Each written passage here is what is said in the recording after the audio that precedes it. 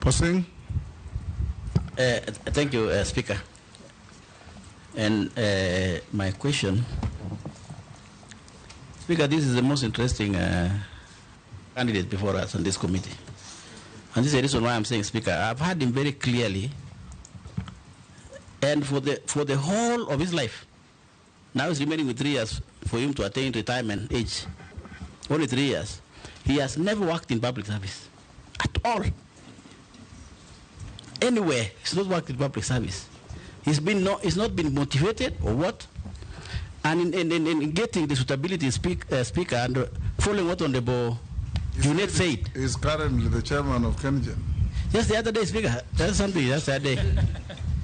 But in terms of suitability, Honorable Speaker, in accordance with Section 7, which I want the candidate to be able to explain to this committee and maybe to convince me, what motivation has he in public service now, 3 years to his retire, while he was not motivated for the rest of his life, when he was very, very useful.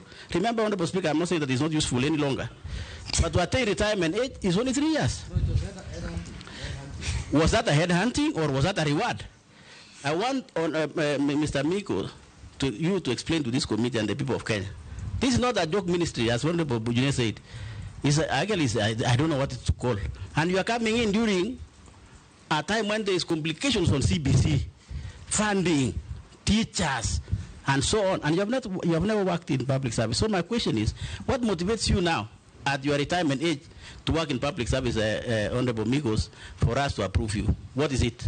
Convince me. Let's take the next. Kikaria. Thank you, Chair.